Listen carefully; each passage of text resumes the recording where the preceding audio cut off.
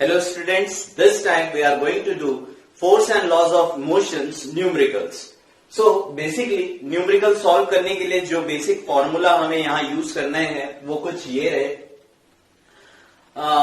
Since unbalance force causes acceleration in body, या अगर कोई बॉडी मोशन में है अनबैलेंस फोर्स उसके ऊपर एक्ट करेगी तो उसके वजह से वो रेस्ट पे आ सकती है. Since all these are the act of motion, so यहां पर हम इक्वेशन ऑफ मोशंस भी यूज करेंगे. v is equal to u plus a t, s is equal to u t plus half a t square, v square minus u square is equal to 2as. Momentum की हम बात करें तो momentum is equal to p is equal to mv. अगर उसकी unit की हम बात करें तो मास का यूनिट हो जाता है किलोग्राम और वेलोसिटी की यूनिट हो जाती है metre per second. So the unit becomes kilogram metre per second. Force की अगर हम बात करें, force is equal to mass into acceleration and its SI unit is newton. अगर एक्सेलरेशन यहां से हमें कैलकुलेट करना हो तो हम कैसे कैलकुलेट कर सकते हैं? एफ अपॉन मास, यानी force upon mass. Moving ahead to the application of या conservation of momentum based on Newton's third law. Net momentum before collision is equal to net momentum after collision. This means that the total momentum is conserved for a particular system if no external force is applied to it. M1U1 plus M2U2 is equal to M1V1 plus M2V2. So ये फॉर्मूले आपको, ये कुछ फॉर्मूले हैं जो basic आपको बहुत अच्छे तरीके से याद होने चाहिए और ये आपको न्यूमेरिकल सॉल्व करने में हेल्पफुल होंगे. So let's start. Starting questions कुछ थ्योरेटिकल क्वेश्चंस है. हम सीधा न्यूमेरिकल क्वेश्चन से चालू करते हैं. Question number 5. नाउ कोई भी फिजिक्स का न्यूमेरिकल बनाने के लिए सबसे ज्यादा इंपॉर्टेंट है कि आप गिवन डेटा उसका जरूर नोट डाउन करें. Now question says a truck starts from rest and roll down a hill with a constant acceleration. Now here the initial velocity is 0. ठीक है, because the truck starts from rest. Its initial velocity is 0 with a constant acceleration. Now acceleration की value हमें नहीं पता है. It travels a distance of s is equal to 400 meter in 20 seconds. Find its acceleration. Acceleration find out करना है and the mass is given as find the force acting on its on it if its mass is 7 tons. So here the mass is 7 tons. Now 7 tons can be written as 7000 kg. 1 ton is equal to 1000 kg. So mass is equal to 7000 kg. So for finding out the acceleration, आपके पास जो given data available है उसके according हम यहां equation, second equation से find out कर सकते हैं. s is equal to u t plus half a t square. Now s is equal to 400, u is equal to 0 time 20 plus half a acceleration we have to find it. Time is 20 into 20 t square. So this will become 0, this is 10, so 200A is equal to 400 and A is equal to 400 by 200, that is 2. So acceleration basically यहाँ पर हो गया 2 meter per second square. Now what else we have to find? We have to find the force acting. Now force is equal to mass into acceleration. So mass is, यहां पर हम SI units में use करेंगे 7 tons यानी 7000 kg. 7000 into 2 that is equal to 14000 kilogram meter per second square, or else you can write 14000 Newton. So ये हो गया question number 5. Let's start question number 6.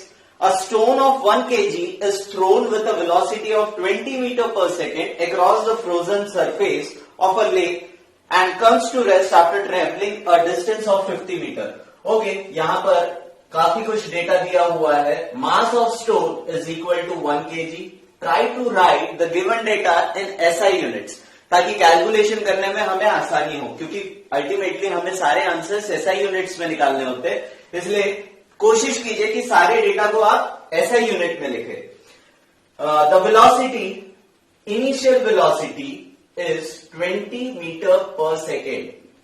क्यों इनिशियल वेलोसिटी? जब हमने थ्रो किया उसके पास कुछ स्पीड थी, थोड़े दूर वो ट्रैवल करेगा और उसके बाद finally it will come to rest. So velocity will be equal to, final velocity will be equal to 0 meter per second. What else is given? After traveling a distance of S is also given. S is 50 meter. Now what we have to find what is the force of friction between the stone and the ice. So basically यहाँ पर हमें force of friction निकालना है. So if we will find out the acceleration here, अगर यहां हमें acceleration मिल जाए, जो नेट फोर्स एक्ट कर रहा है वो स्टोन के ऊपर, उसको अपोज करेगा friction force. If this is the stone, ये मूव कर रहा है लेक के ऊपर, तो इसको अपोज करने वाला कौन फोर्स होगा? Frictional force. सो अगर मैं ये एफ की वैल्यू निकाल लूं तो मुझे फ्रिक्शनल फोर्स मिल जाएगा। सो यहां पर हम क्या कर सकते हैं? v square minus u square is equal to 2as। Now ये मैंने क्यू इक्वेशन लिया, देखिए मेरे पास वेलोसिटीज की वैल्यू है, एस की वैल्यू है, टाइम से रिलेटेड कुछ भी डेटा नहीं है हमारे पास। So we can use here v square minus u square is equal to 2as and v square minus u square upon 2s is equal to a। So this will become v square minus u square, v square is 0 square minus 20 square upon 2s यानी 2 into 50 is equal to a, minus 400 upon 100, that is minus 4 meter.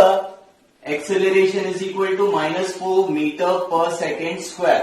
Now for finding out the force is equal to ma.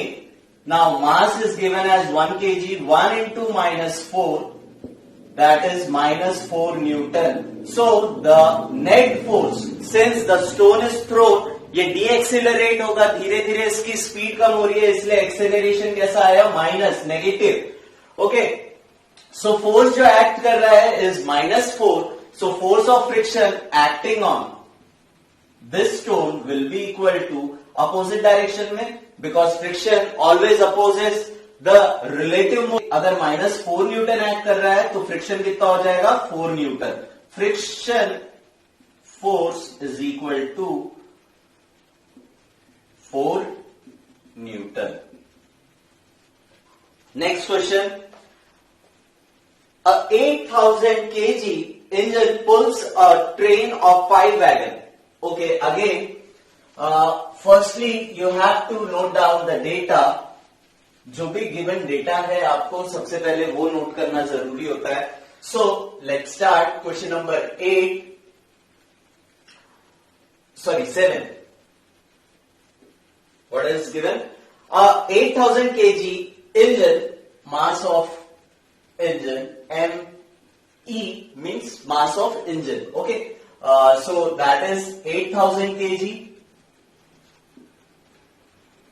pulls a train of 5 wagons, each of 2,000 kg. So mass of wagon is equal to each wagon. Mass of each wagon is 2,000 kg. Now basically net weight क्या हो जाएगा? Mass of wagons, 5 wagon है तो 2,000, that is 10,000 kg. What else is given? If the engine exerts a force of 40 Newton, force of engine is 40,000. And the track offers a friction यहां पर कितना दिया हुआ है? 5,000 Newton. Calculate the net acceleration. सबसे पहले एक्सेलरेशन फाइंड आउट करना है। So for the acceleration, now see if this is the train, ये हो गया ट्रेन। ओके, यहां से 5 वैगन है, 1 2, 3, 4 और 5. Okay, now the net force which is acting on the train, net train या इंजन कितना फोर्स एक्सर्ट कर रहा है हम बोल सकते हैं यहां पर 40,000 न्यूटन. ओके, और फ्रिक्शन किधर एक्ट करेगा? If train is moving in this direction तो फ्रिक्शन इस तरफ एक्ट करेगा, that will resistance of -5,000 newton. So net force acting on train, net force acting is equal to कितना हम लिख सकते हैं? Yes, 40,000 minus 5,000, that is equal to 35,000 Newton.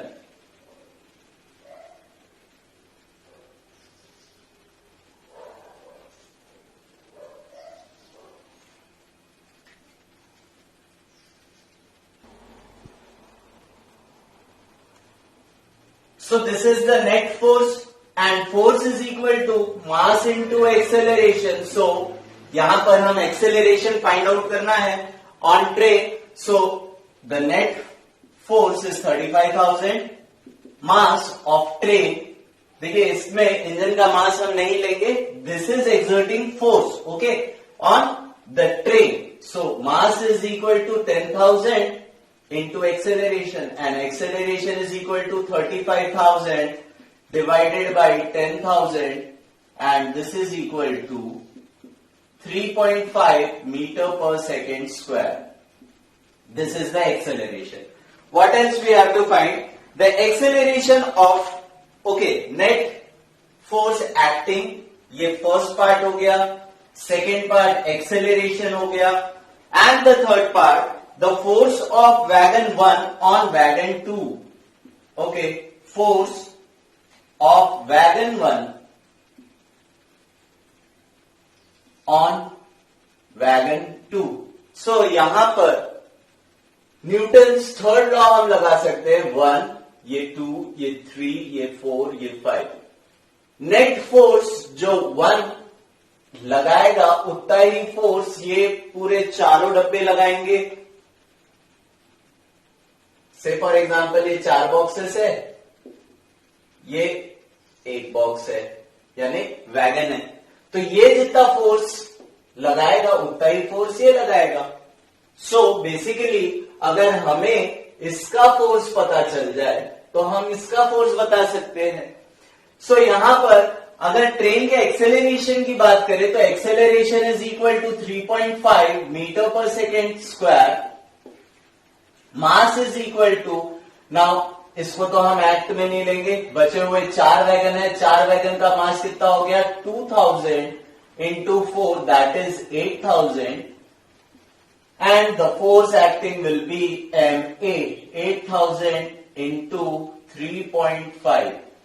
so 3.5 into 8 कर लेते हैं, 8 5 is 40, 8 3 is 24 and 28. This will become 28,000 Newton. So the force of wagon 1 on wagon 2 will be equal to 28,000 Newton. Moving ahead to next question. Question number 8. Again, सबसे ज्यादा important है given data लिखना. So the given data is an automobile vehicle has a mass of 1500 kg. मास दिया हुआ है 1500 kg. Yes. What else? What must be the force between the vehicle and the road if the vehicle is to be stopped with a negative acceleration? Negative acceleration, that means minus 1.7 meter per second square. Now we have to find the force. So force is equal to mass into acceleration. Mass is 1500 into acceleration is minus 1.7. So multiply कर लेते हैं 15 into 17. This is approximately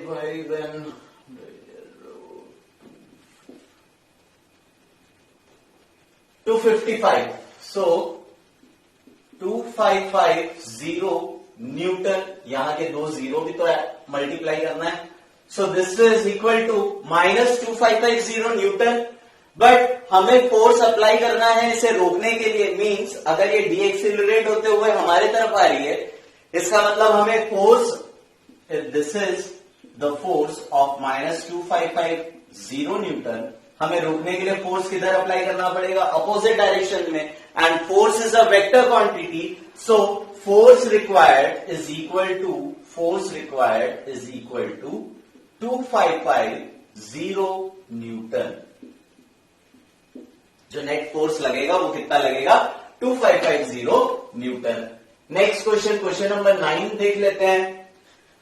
Okay, this is a MCQ. What is the momentum of an object of mass L moving with a velocity v? Okay, P is equal to mv.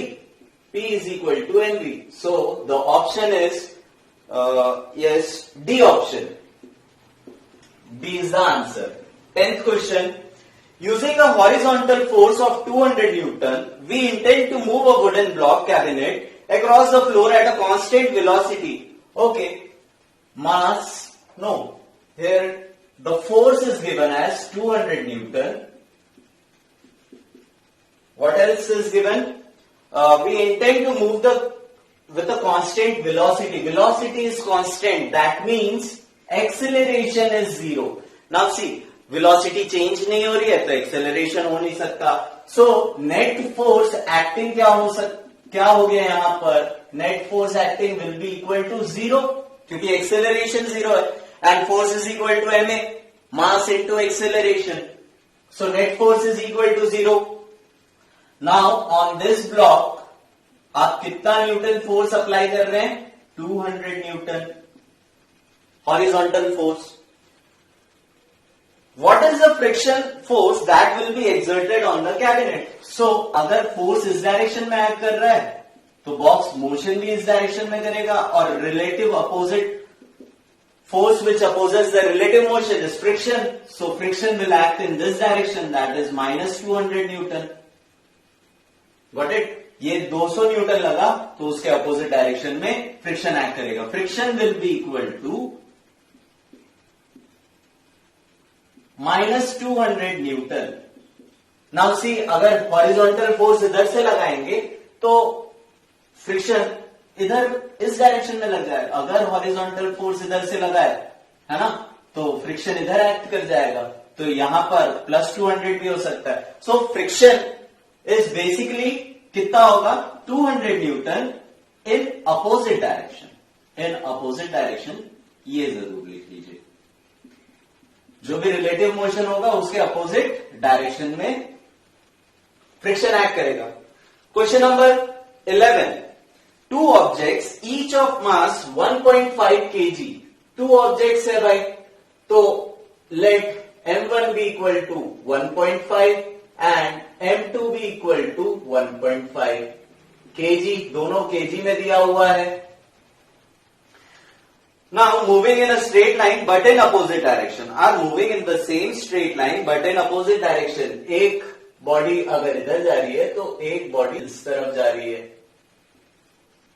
Now, the velocity of each object is 2.5 meter per second. So, initial velocity, चलिए इसको दो cases बना लेते हैं. यहां पर m2 1.5 kg, so u1 2.5 kg, sorry metre per second, and u2 दोनों की initial velocity 2.5 metre per second. Before collision, I think question में कुछ गड़बड़ दिया हुआ है. Two objects each of mass moving in the same straight line but in opposite direction. They will be moving in same direction, तभी तो collision हो सकता है. यस, कुछ इस तरीके से. यस, अब ठीक है. नहीं, क्वेश्चन सही है, मेरा एजम्पशन गलत हो गया था. मूविंग इन अपोजिट डायरेक्शन, दोनों एक दूसरे की तरफ मूव कर रहे हैं. Okay. Before the collision, during which they stick together, what will be the velocity of combined object after collision? Now see here, यहां पर सीधा सीधा कंसेप्ट है. Net momentum before collision is equal to net momentum after collision. So before collision momentum कितना हो गया, before collision. अगर momentum की हम बात करें तो momentum will be equal to m1u1 plus m2u2. Now see, mass is 1.5 and speed is 2.5. Now for case 2, m2 की अगर हम बात करें, mass is a scalar quantity, so 1.5 into u2 that is 2.5 but in opposite direction. ये direction अगर मैं इसे positive लिया तो ये डायरेक्शन क्या हो जाएगा, negative. So this will become -2.5 metre per second. Now clearly हम इसे कैंसल आउट कर सकते हैं, जो भी वैल्यू होगी, क्योंकि नेगेटिव साइन आ गया यानी माइनस हो जाएगा, तो 0 kilogram metre per second. This is the net momentum before collision. So net momentum after collision भी क्या होगा, 0 ही होगा. सो इफ द कंबाइंड मास हम यहां पर देखें, क्योंकि दोनों का मास सेम है तो दोनों की वेलोसिटीज भी क्या होंगी, सेम होगी आफ्टर कोलिजन. अगर मास में चेंजेस होते तो वेलोसिटी में चेंजेस होते, लेकिन यहां पर दोनों का मास जो है वो सेम है. सो कोलिजन के बाद दोनों की वेलोसिटीज भी सेम होगी, तो कंबाइंड मास में क्या बोल सकता हूं, 1.5 plus 1.5 that is equal to 3 kg. And combined velocity मैं ले लेता हूं v. Combined velocity let it be denoted by v. v से हम इसको डिनोट कर देते हैं. So net momentum before collision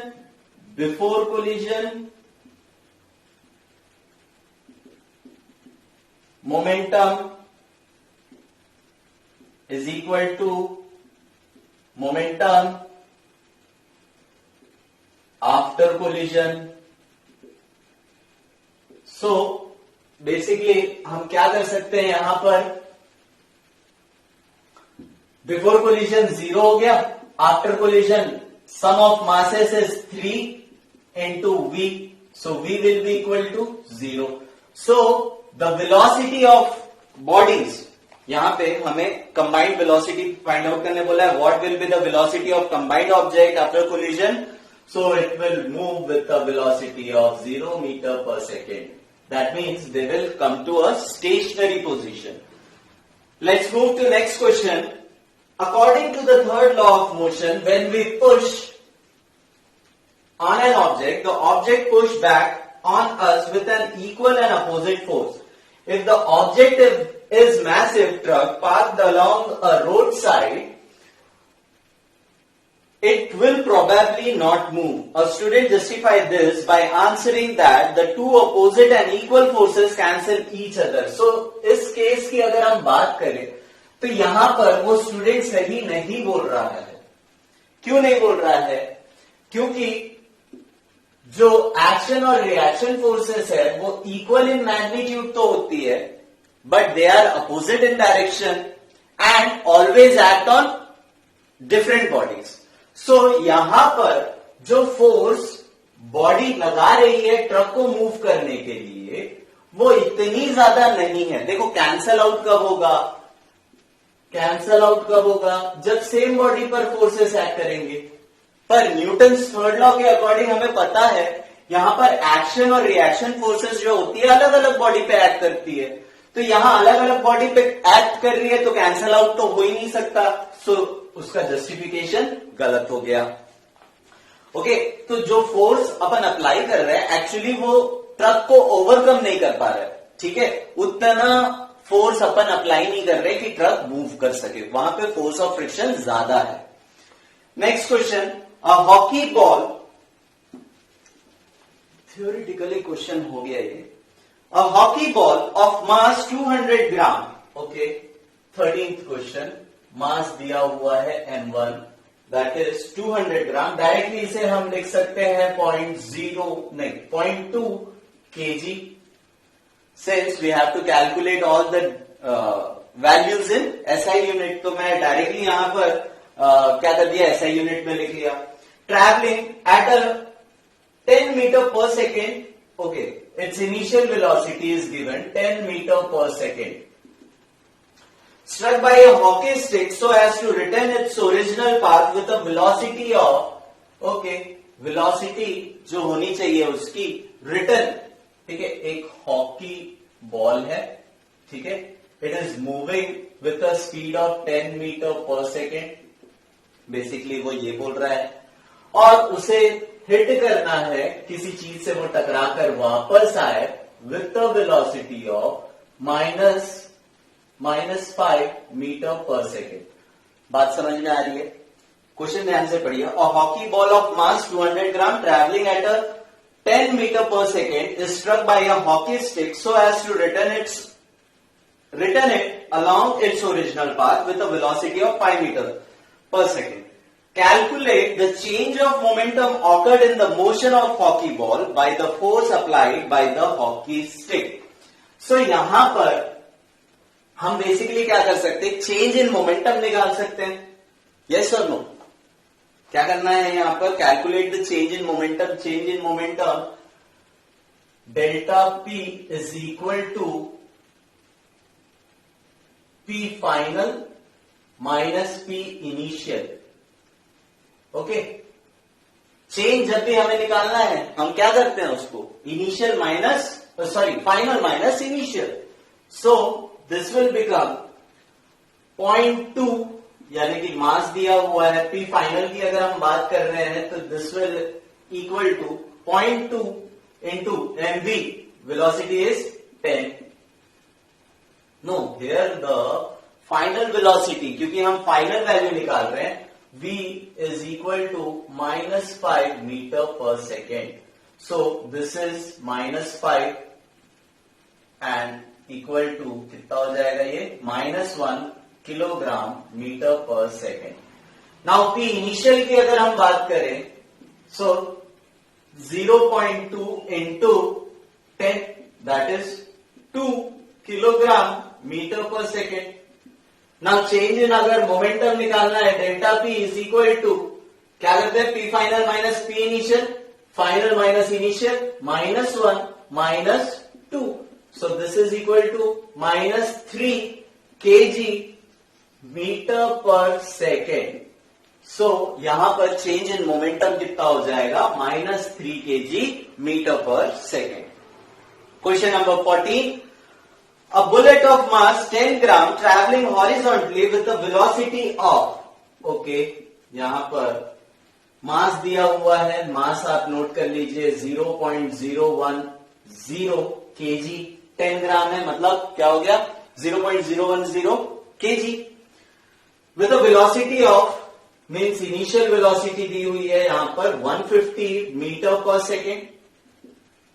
bullet से फायर किए तो इनिशियल वेलोसिटी की बात हो रही है, कहीं जाएगी, टकराएगी और 0 पर आ जाएगी, तो फाइनल वेलोसिटी यहां हम क्या बोल सकते हैं? v is equal to 0।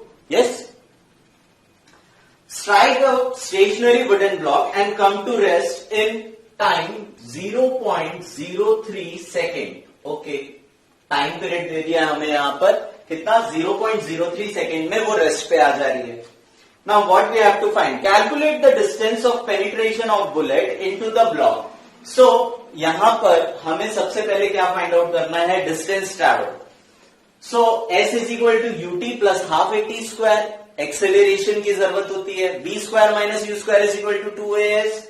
Again acceleration की जरूरत है, तो सबसे पहले हमें क्या फाइंड आउट करना पड़ेगा? एक्सेलरेशन फाइंड आउट करना पड़ेगा। सो एक्सेलरेशन हम कैसे फाइंड आउट कर सकते हैं? Now we know that v is equal to u plus at। ठीक है, so v is final velocity 0 हो गया, u 150 हो गया, एक्सेलरेशन नहीं पता है sir, time is 0.03। Yes, so -150 is equal to a, और ये 0.03 यहां भेज देते हैं, इक्वल टू कितना हो गया? -5000 meter per second square is the acceleration. So acceleration is equal to -5000 meter per second square. Now what we have to find? We have to find the distance of penetration. So s is equal to, since यहाँ पे time दिया हुआ है, we can use S is equal to ut plus half at square. So S is equal to ut plus half at square and S हमें वो find out करना है. U कितना है 150 times 0.03 plus half, acceleration is -5000 time square is 0.03 into 0.03. Yes. Now let's calculate 150. 15 3s are 45. Okay, अब decimal लगा देते हैं. 50 ये हो जाएगा 0.3 यानी 4.5. ना यहां पे नेट जो हो जाएगा -225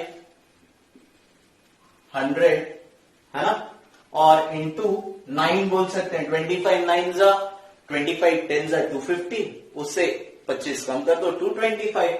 so this will be equal to 225. अब डेसिमल प्लेस कर देते हैं. 80.3 दो डेसिमल लगाना है, मतलब 2.25. Now subtract it. क्या हो जाएगा 4.5 माइनस 2.25. 50 में से 25 गया 25 2 2.25. सो 2.25 मीटर इज द पेनिट्रेशन. ये डिस्टेंस ट्रैवल्ड हो गया.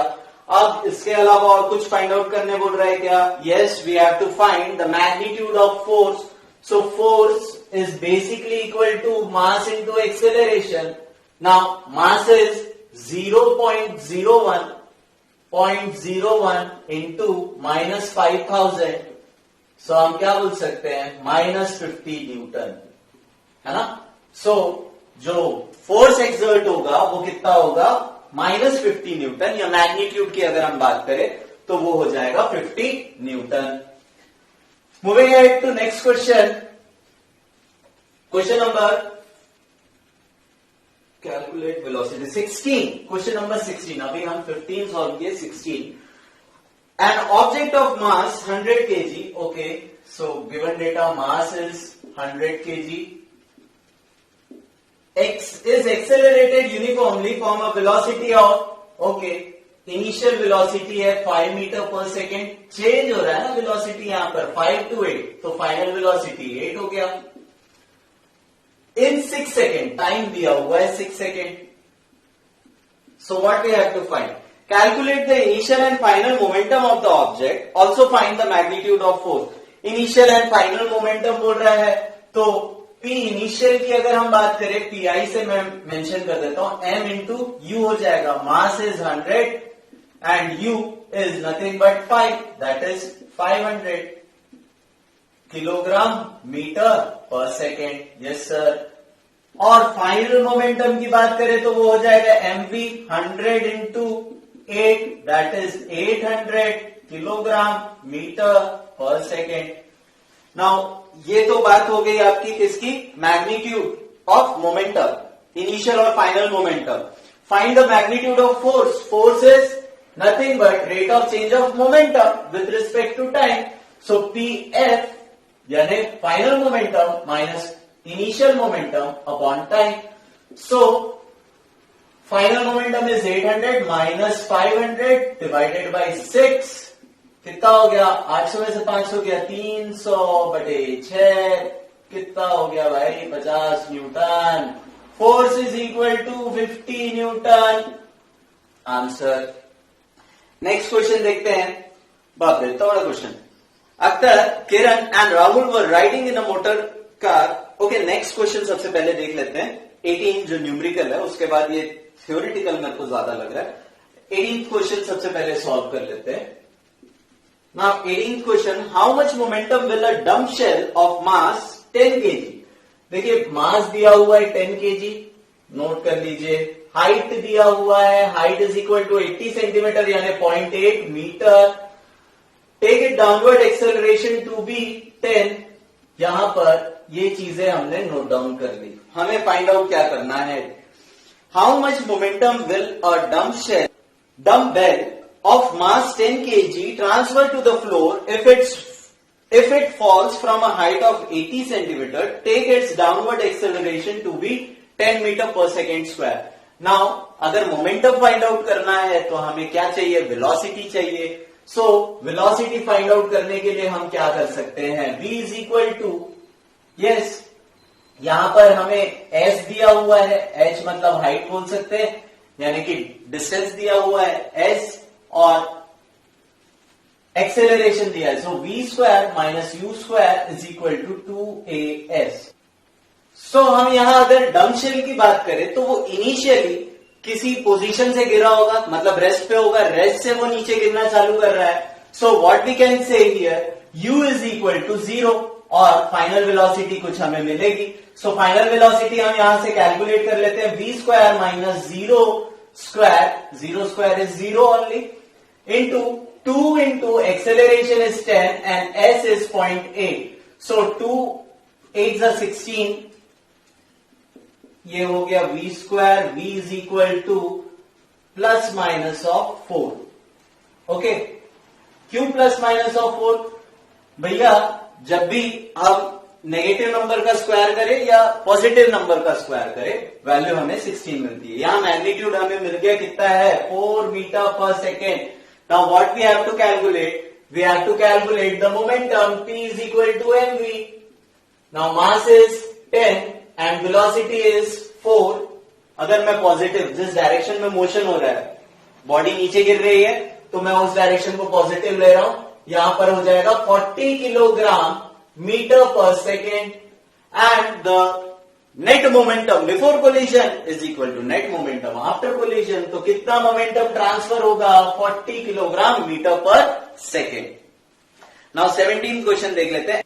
Akhtar, Kiran and Rahul were riding in a motor car that was moving with a high velocity on an expressway when an insect hit the windshield and got stuck on the windscreen.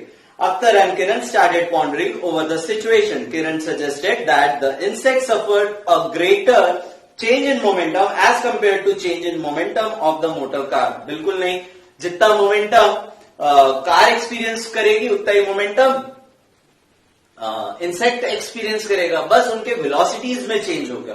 क्योंकि car का मास ज्यादा है, उसकी velocity में changes कम होगी, और क्योंकि mass of insect कम होगा, उसके वेलोसिटी में चेंजेस ज्यादा होंगे। सो डेफिनेटली यहां पे किरण तो गलत है। Akhtar said that since the motor car was moving with a larger velocity it exerted a larger force on the insect. No भाई, न्यूटन थर्ड लॉ क्या बोलता है, every action has an equal and opposite reaction. जितना car force exert करेगी उतना ही insect भी exert करेगा, लेकिन in opposite direction. So Akhtar की अगर हम बात करें तो अख्तर भी गलत है।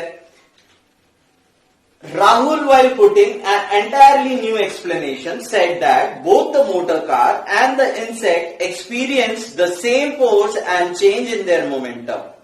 Yes, तो यहां पर अगर हम राहुल की बात करें तो राहुल ने सही बात कही, दोनों ने सेम मोमेंटम एक्सपीरियंस किया, बट क्योंकि मास ऑफ इंसेक्ट कम था इस वजह से उसकी डेथ हो गई। ठीक है, और कार के मास की अगर हम बात करें वो बहुत ज्यादा है, उसके मोमेंटम में चेंजेस बहुत नेग्लिजिबल थे। सो बेसिकली हमने यहाँ पर सारे न्यूमेरिकल्स जो एनसीईआरटी बेस्ड थे, इसके अलावा एग्जांपल्स है, आप जरूर इन्हें ट्राई कीजिए। इसके अलावा भी अगर कोई प्रीवियस ईयर के क्वेश्चन पेपर्स है या कोई रेफरेंस बुक से क्वेश्चंस नहीं बन रहे हैं तो बिल्कुल आप कमेंट सेक्शन में बताइए। क्वेश्चन जरूर प्रैक्टिस कीजिए, जब तक आप क्वेश्चन प्रैक्टिस नहीं करेंगे न्यूमेरिकल्स आपसे नहीं बनने वाले। सो कीप प्रैक्टिसिंग, बार बार न्यूमेरिकल्स प्रैक्टिस कीजिए और फॉर्मूलाज बार बार लिखिए। मैं भी कोशिश करता हूं जितने बार जहां पर फॉर्मूला यूज हो रहा है उतनी जगह मैं फॉर्मूला यूज करूं और लिखूं उसे। ठीक है, सो वीडियो अगर पसंद आई तो लाइक, सब्सक्राइब और शेयर जरूर कीजिए। Thank you for watching.